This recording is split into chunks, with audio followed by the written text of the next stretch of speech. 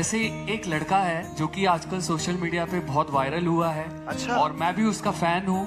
मैं चाहूंगा कि मैं सबसे मिलवाऊं उसको। जी प्लीज मिल तो लेंगे, लेकिन एक वीडियो भी है जो मैं आपको दिखाना चाहता हूँ, आइए देखते हैं।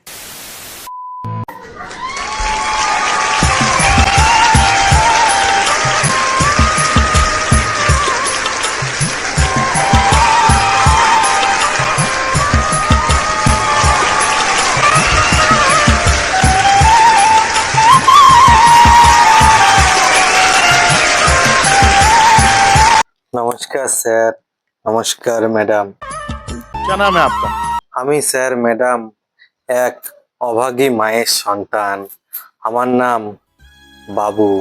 আমার মা ভালোবেসে নাম রেখেছিল বাবু, কিন্তু সেই মা আজ আমার কাছে নেই। क्यों क्यों ऐसा क्यों ऐसा? সেই চলে গেছে না ফেরার দেশে। আর কখনো যেখান থেকে কেউ কোনোদিন ফিরে আসে না, তাই আদর করে নাম ডাকার আর আজ আমার কেউ রইলো না। তাই ওই বাবু নাম নিয়ে এখানে ওখানে ঘুরে বেড়ায়। अच्छा कहाँ से आप? আমি এসেছি স্যার ম্যাডাম সে অনেক দূর কলকাতার ছোট্ট একটি গ্রাম থেকে। আজকে স্যার ম্যাডাম আপনাদের সামনে এই আইডল মঞ্চে। वाह इतनी खूबसूरत जगह, जन्नत से आए हैं आप तो। आप गाना सीखते গান আমি শিখি ম্যাডাম।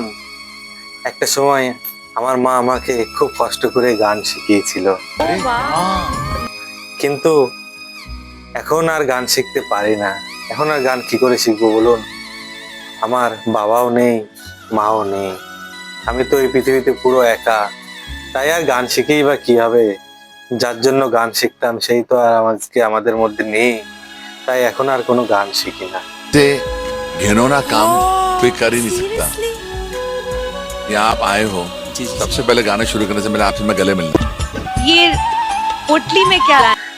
আমার এই পুটলিতে স্যার ম্যাডাম তেমন কিছুই নেই।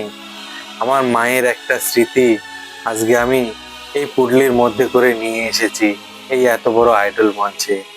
এখানে আমার মায়ের একটা শাড়ি আছে, যেটা আমি সবসময় আমার কাছে স্মৃতি হিসাবে রেখে দিয়েছি মায়ের। কেননা মাকে তো আর কোনোদিনও পাবো না, তাই এই শাড়িটা নিয়ে এই পুটলির মধ্যে করে নিয়ে আমি সব জায়গায় যাই। আমি যেখানেই যাই এটা আমার সঙ্গে করে নিয়ে যাই।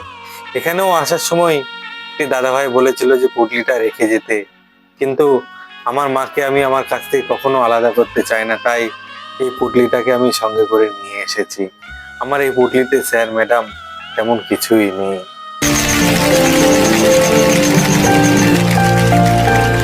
काम क्या करते हैं आप? কাজ আর কি করব ম্যাডাম বলুন? কার জন্যই বা কাজ করব?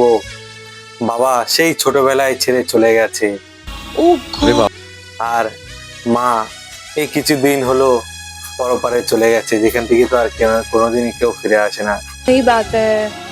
क्या बात? वाह তাই আমি তো থাকি একা, কার জন্যই বা কাজ করব বলুন?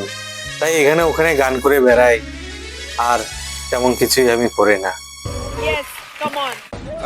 आप यहाँ क्यों आए हैं? আজকে এই আইডল মঞ্চে আপনাদের সামনে এসেছি আপনাদের আমার গর্ভধারিণী মাকে নিয়ে একটি গান শোনানোর জন্য। কিন্তু তার আগে আমি আপনাদের কিছু বলতে চাই। আমার এই মাকে নিয়ে দুটো একটি কথা আপনাদের সামনে আমি তুলে ধরবো। वाओ আমি যখন স্যার ম্যাডাম 5 বছর বয়স, তখন আমার বাবা একটি অনেক বড় অ্যাক্সিডেন্টে আমাদের ছেড়ে চলে যায়। क्या बोल रहे हो? তারপর থেকেই মা খুব কষ্ট করে এখানে ওখানে কাজ করে, লোকের বাড়ি কাজ করে, শরীর খারাপ নিয়েও আমার মা কাজ করে খুব কষ্ট করে আমাদের সংসারটা চালিয়েছে। আমাকে দুবেলা দুমুঠো মুখে ভাত তুলে দিয়েছে। কিন্তু এত কষ্টের মাঝেও মাকে কোনোদিন বলতে শুনিনি যে আমার খুব কষ্ট হচ্ছে। মায়ের এত শরীর খারাপ হয়, আমি জিজ্ঞাসা করি যে মা তোমার কি খুবই কষ্ট হচ্ছে? কিন্তু মা একটি কথা বলে যে না রে বাবা, আমার কোনো কষ্ট হচ্ছে না। আমার কিসের কষ্ট? এই শরীর খারাপ আবার ঠিক হয়ে যাবে। তখন তো বুঝতাম না স্যার ম্যাডাম, কিন্তু আজকে মাকে হারানোর পর বুঝি যে মা কতটা কষ্ট পেত।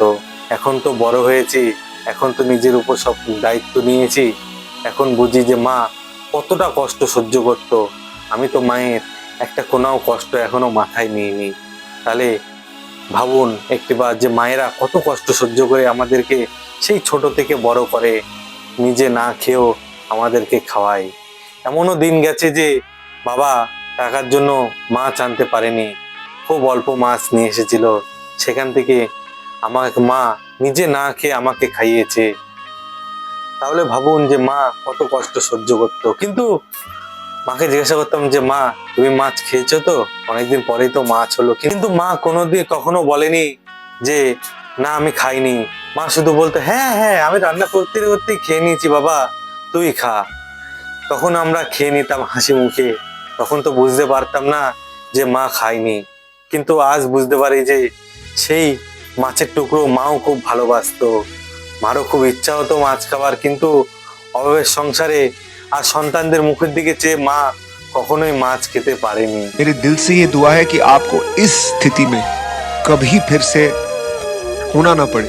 आप प्लीज मत रोइए, आपको दुनिया की सारी खुशियां मिले, आपके जितने भी गम हैं वो सारे दूर हो जाएं। मैं नेहा कक्कर दिल से बोल रही हूँ कि मैं ही नहीं पूरा भारत देश अब से आपका फैन होगा। क्या बात है, वाह वाह वाह, क्या बात है। একটা সময় স্যার ম্যাডাম যখন আমার বাবা মারা যায়, তার আগে আমার মা আমার বাবাকে বলেছিল যে এবার পুজোয় একটা লাল পেরে সুন্দর দেখে একটা শাড়ি দিও। কিন্তু স্যার ম্যাডাম ভাগ্যের এমন পরিহাস যে একটা খুব বড় অ্যাক্সিডেন্টে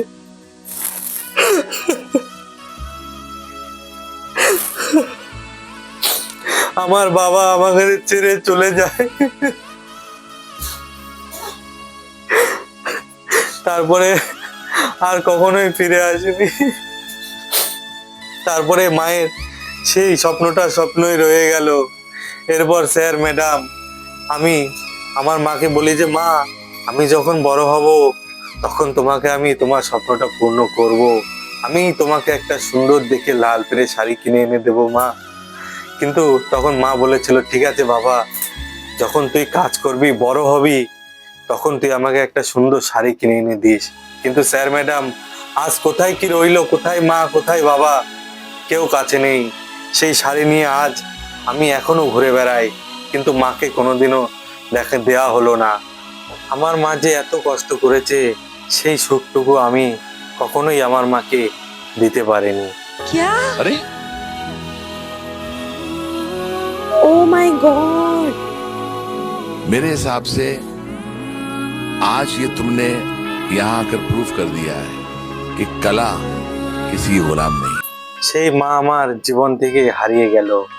একটা সময় ছিল মা যখন মারা যায় স্যার ম্যাডাম আমি আমার মায়ের কাজটাও ঠিক মতো করতে পারিনি। কিন্তু এখন দেখুন সবকিছুই হয়েছে মায়ের আশীর্বাদে, বাবার আশীর্বাদে সবকিছুই পেয়েছি, টাকা পয়সা অনেক কিছুই ভগবান দিয়েছে, কিন্তু সেই মাও নেই বাবাও নেই। তো আপনাদের সবাইকেই বলি যে মা বাবা যতদিন বেঁচে আছে ততদিন একটু মা বাবার খেয়াল রাখুন, তাদের ভালোবাসুন, তাদের সঙ্গে মিশুন। কেননা মা বাবা ছেড়ে গেলে লোকজন খাইয়ে কি লাভ, লক্ষ লক্ষ টাকা খরচা করে এই যে লোকজন খাওয়ায়, সেটা করে কি লাভ, সেটা করে কোনো লাভ নেই।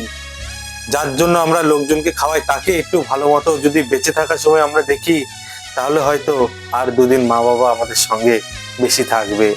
তাই মা বাবা যে মাথার উপর না থাকার কতটা কষ্ট, কতটা যন্ত্রণা, সেটা শুধু একমাত্র আমার মতো সন্তানরাই বুঝতে পারে যে মা বাবা যাদের নেই। তাই মা বাবা থাকতে তাদেরকে ভালোবাসো, তাদেরকে কখনো রাস্তায় ছুঁড়ে ফেলে দেবেন না, কখনো বৃদ্ধাশ্রমে দিয়ে আসবেন না। কেননা ওই বৃদ্ধাশ্রমে যখন তিনি একা থাকেন তখন বোঝে যে তার সন্তান না থাকার কষ্টটা কি। কেননা আপনি যেমন করছেন আপনার ছেলেরাও তো আপনাদের কাছ থেকে শিখবে, মেয়েরাও তো আপনাদের যে সন্তানরা তারাও কিন্তু শিখবে, তারাও কিন্তু শেষে আপনাকে ওই বৃদ্ধাশ্রমেই কিন্তু দিয়ে আসবে, যেখানে কিন্তু একা একা পড়ে থাকতে হবে। তখন আপনার কোনো আত্মীয় স্বজন যাবে না, তখন তো আপনার কিছুই করার থাকবে না। তাই সময় থাকতে মা বাবাকে ভালোবাসুন, মা বাবার সঙ্গে থাকুন, এইটুকুই আমি আপনাদের কাছে বলতে চাই। मुझे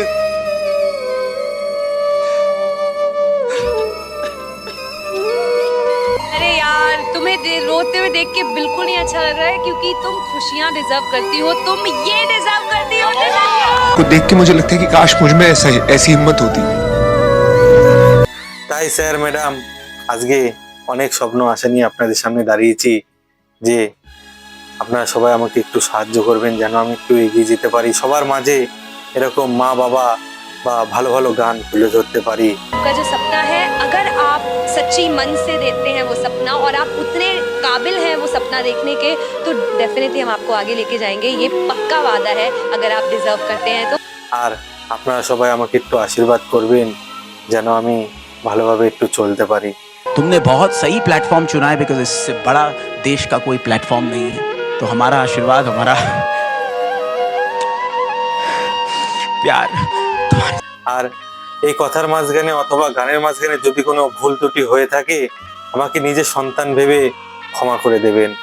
আর আপনাদের সবাইকেই প্রণাম জানিয়ে আমি আমার গান শুরু করছি। নমস্কার। ऊपर वाले से दुआ कर रहा हूँ कि भगवान इसको अच्छा गवा दिया, अच्छा गा लिया। हमारे पास जो कारीगरी है वो ये है, और ये दिखाओ। चलो गाओ। ওরে থাকতে মা তোর দিলি না তুই, মুখে হাসি তুলে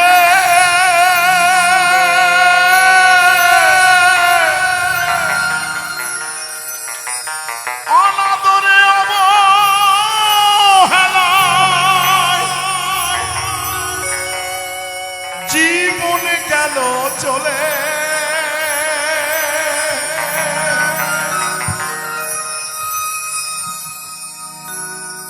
মা যখন ছিল তখন একটা পয়সা তুই খরচা করলি না।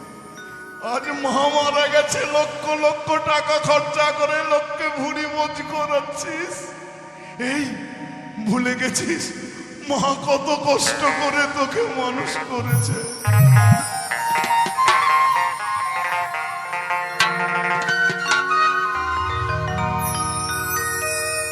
থাকতে মা তোর দিলি না তুই,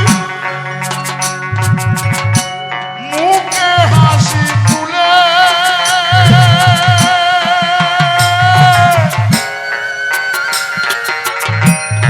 অনাদরে অবহেলায় জীবন গেল চলে।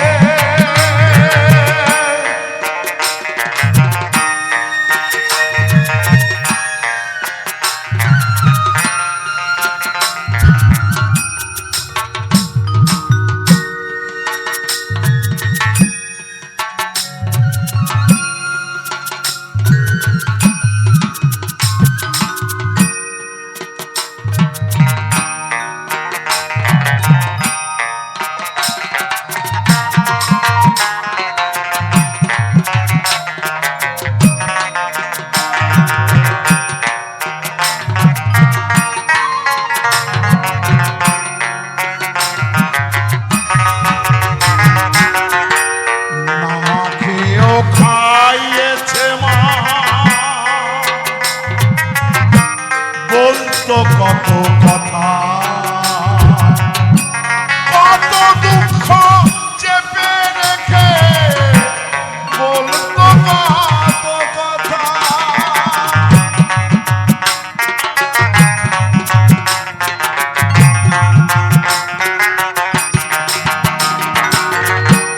না খেয়ে খাইয়েছে মা,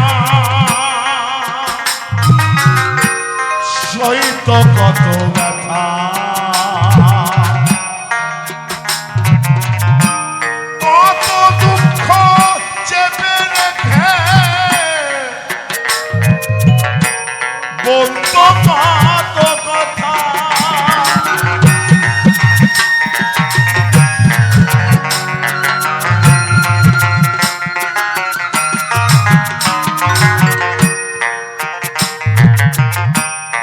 কোনদিনও বলে সে শান্তি পেলাম না,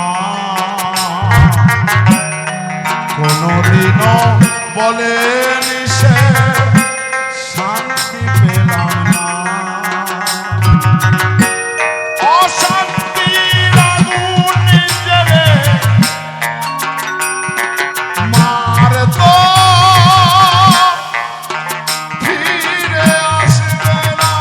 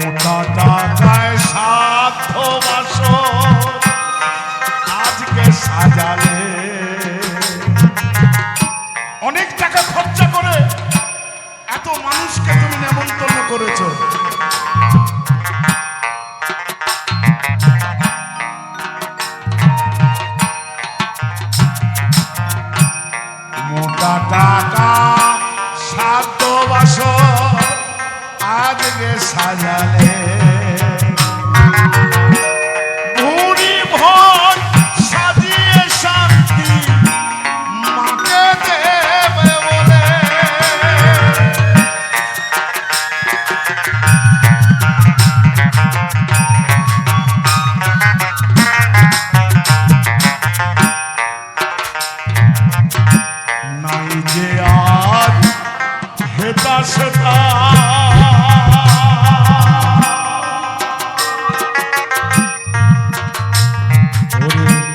নাই যে আজ হেতা হতা সবই মনের ভাব মায়ের মতো সে হতকে কে দেবে রে মা?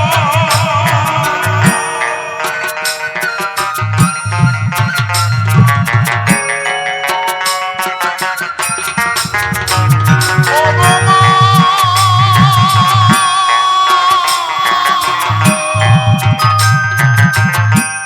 দয়াবতী মা,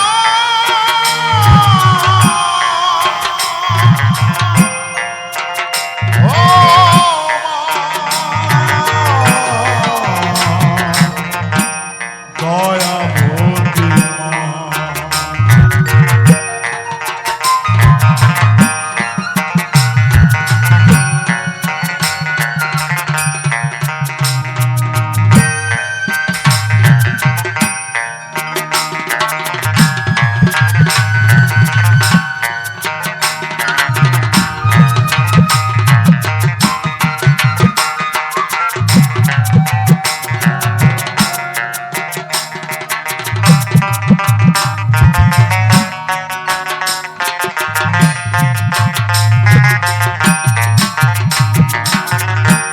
অভিজিৎ বলে মা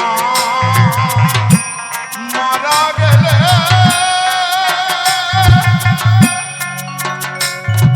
এত খরচা করো না,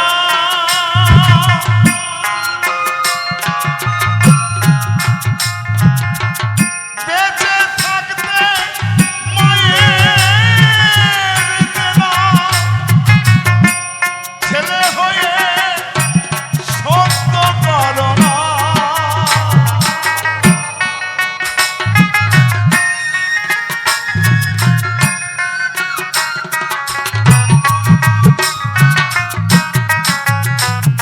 তাই অভিজিৎ বলে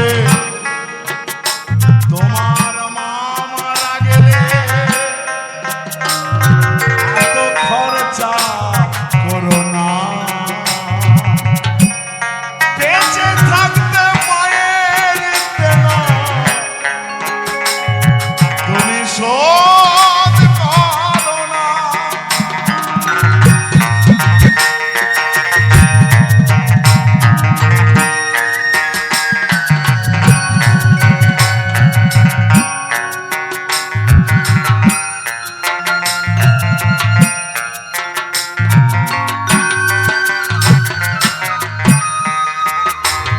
ও গো মা,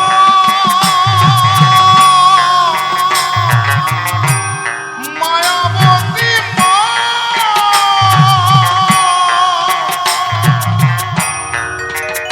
ও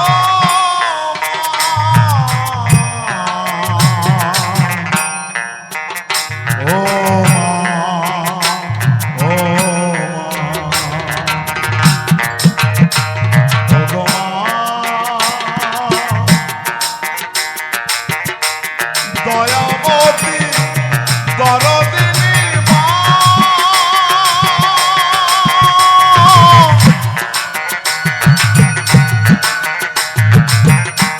দয়াবতী মা,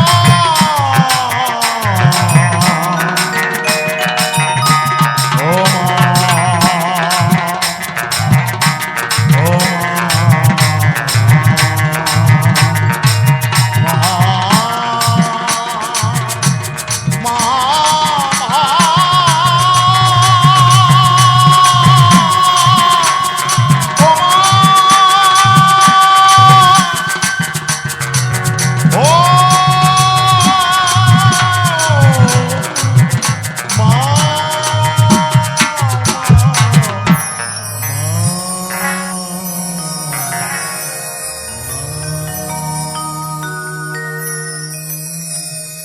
ধন্যবাদ। আবার আসবো।